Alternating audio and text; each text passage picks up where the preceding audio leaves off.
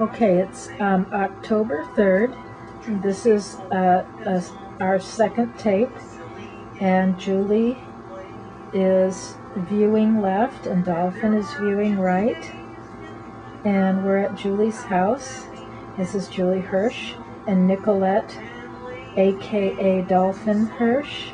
And I'm Sarah Armstrong Jones, and we're taping.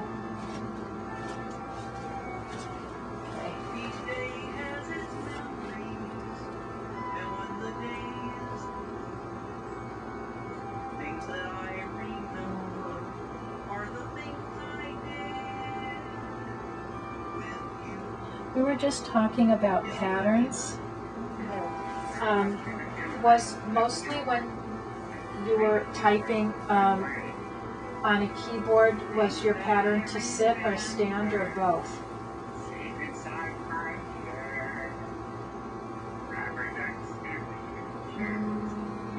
I stood a lot. And was there another person with you, or were you by yourself most of the time? Other person. And if you were going to type, did they take you over to type, or did you take them over to type? They took me. Was there ever a time that you took somebody to tell them something? After.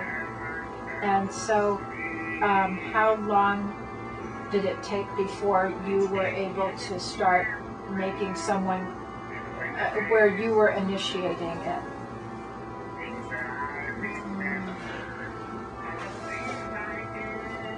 When I couldn't make them do what I wanted them to do,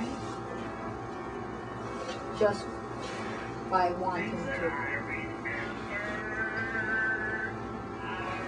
So, if you wanted to do a new activity, or if you wanted a snack or something, would those be kinds of things, if they weren't responding to your signals, that you might take someone over to type? Or use the bathroom? Or what kind of things could make you want to go over and type to tell them if they didn't understand? I got them to do, if I wanted to eat, we had that down. This, like how, as the saying goes, we got that covered. That's another saying. Yes. By them. Like, I would go to the refrigerator and cry. Or if I wanted to change from my wet clothes, I cried. You what? Cried. Yeah.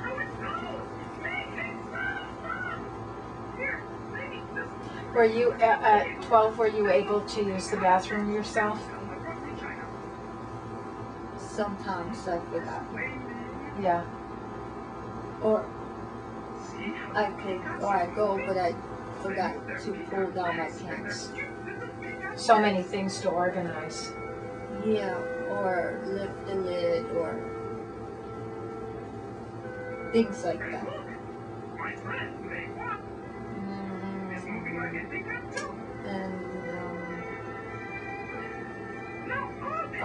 But we were all working. We did this all the time. So after a while, I would check or remember how to do it. So, what were some things that you maybe wanted to... Like wiping was still an issue. I could maybe remember to wipe, but not wipe well.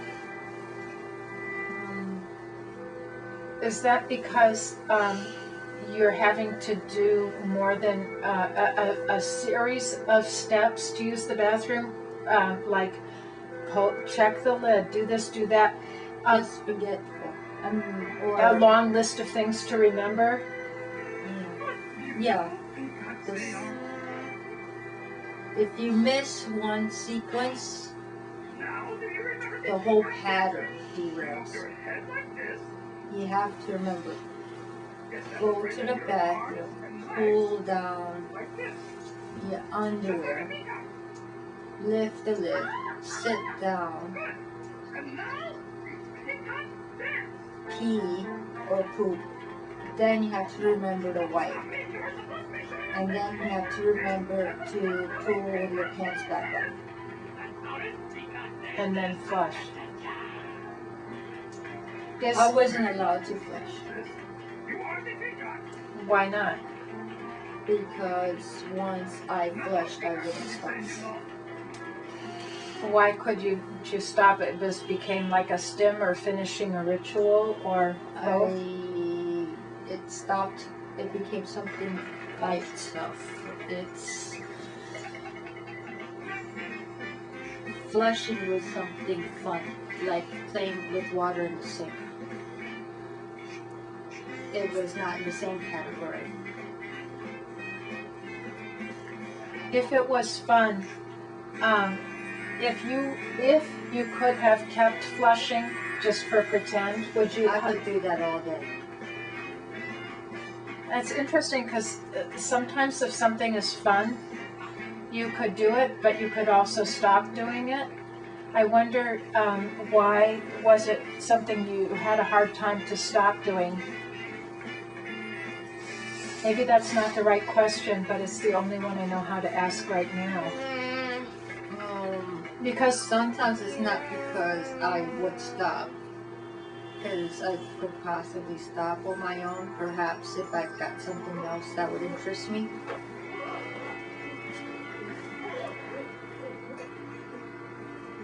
So, But it bothered everybody.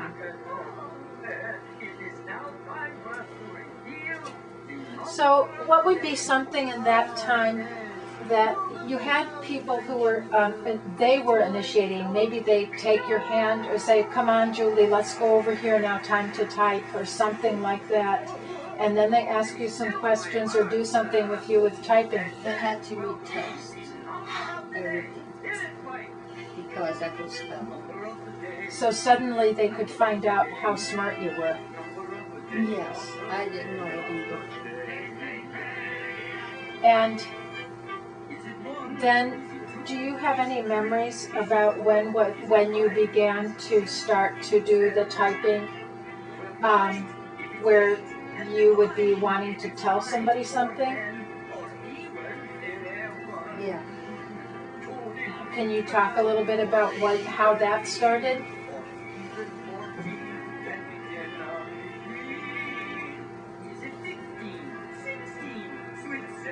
To change the speech, I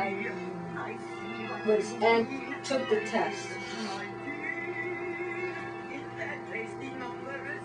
I took the test and I could answer questions.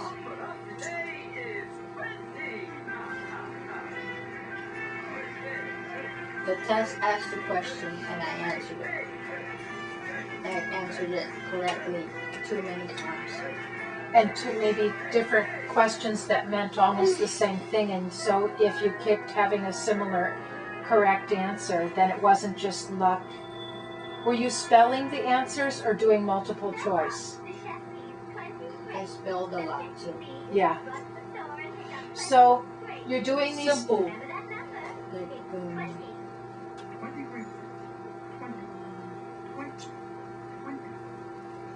simple questions, like, is my name Sarah? No. Is your name Becky? No. Is your name Michael? No. Is your name Julie? Yes. And are you typing YES to answer yes? I did both, I think. There were two of them like that. Like, I typed it, yes, I could type yes too, but they also had it written down too already. Where you just tap? Like a multiple choice, yeah, is what they had it, but just a yes and no multiple choice. Yeah. And questions. And when they would do those kind of questions, did someone stand behind you or next to you? Next. On your right side or your left side? Here. So right side or behind? Behind, right. Yeah. And then, oh, I hear, Yeah. I might have heard me. Yeah, he's got coffee. He'll come around here too. Okay. Then somebody, did anybody hold your hand when you were doing multiple choice or typing for these tests? No. That's why I continue to do the tests. Because Michael and Robbie needed someone to hold their hand. So Michael and Robbie were two other children who were there also, Yes. but since they needed somebody to hold their hand, they stopped. Yes. And how did you feel when you saw that going on?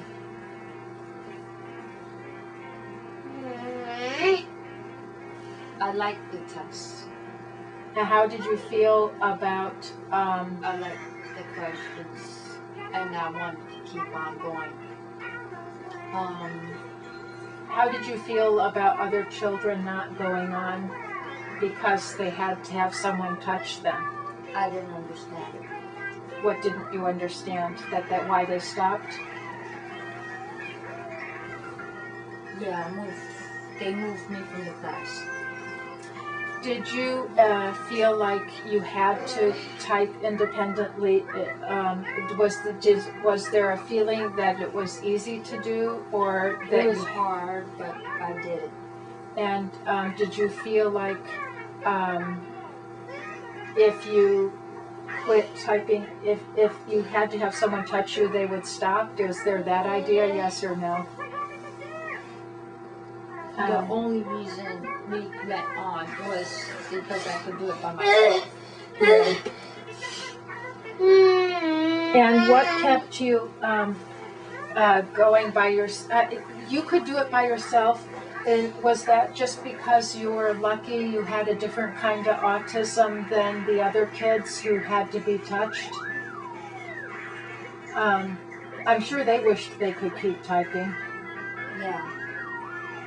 So, is it just when you think back to that time, you just are lucky you could do it? Or was there, did you do things to make yourself keep doing it, or what happened? You're just lucky? No, I didn't like the changes. I liked my classroom. I already had my routine. But it was also important to maybe have people paying attention to you a different way and doing More things. anxiety. No.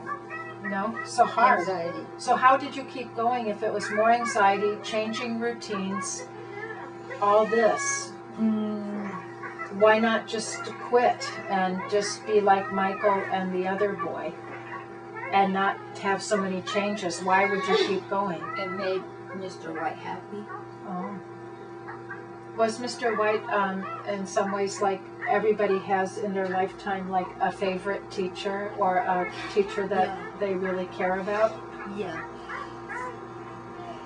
If I did it, it was so he won't get into trouble, because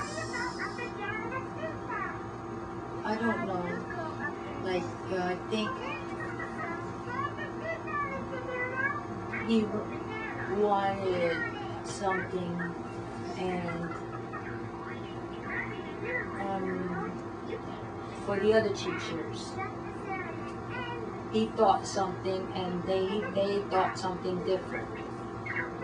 And to prove something, I had to help him, I think. So I did it only for him first.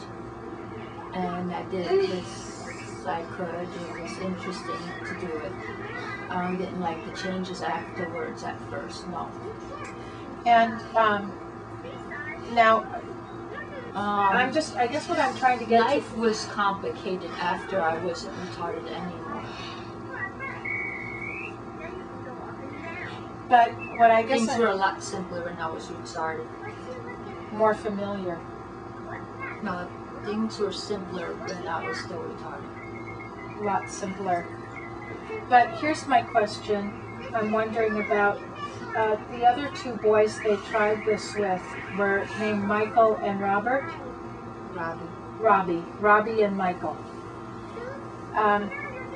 But Robbie and Michael, I know like sometimes, like Dove, for example, might want to do something, but he can't do it even if he wants to, like he wants to talk.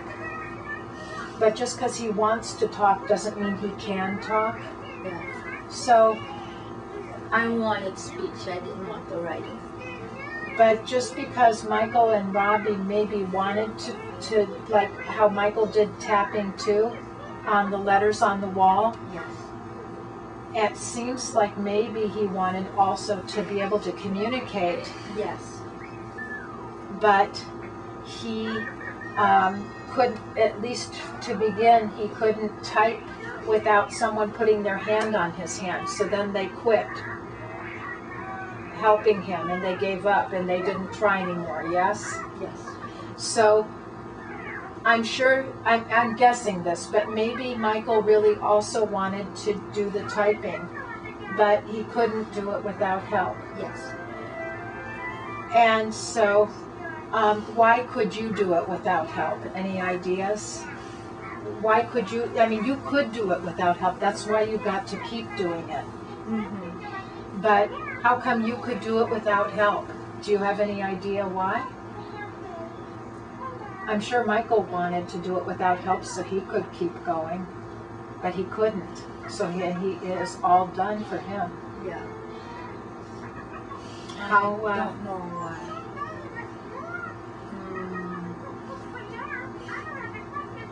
It was more important to do the patterns. And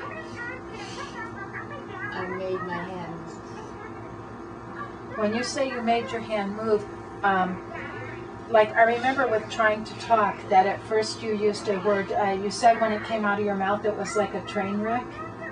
Yes. So when you wanted to touch with your hand, was it sometimes like a train wreck? Like it wouldn't do what you wanted to do? Yeah. It wouldn't move. Were you scared if your hand couldn't move and type that they would give up and quit with you? Like, or Mr. White would be angry or sad? I made my hands go where I wanted them to go. I just had to remember I had them. What are things that would help you remember you had your hands? Flapping. So would maybe part of your routine with typing be to flap your hands and then type so you could feel your hands and then type? Yes. So if they had said, I'm just making this up, but if somebody said to you, no flapping, no stimming, just type, would you be able to keep typing? No. So if there was no stimming, there could be no typing? No flapping, no typing at How first? would I know where my hands were?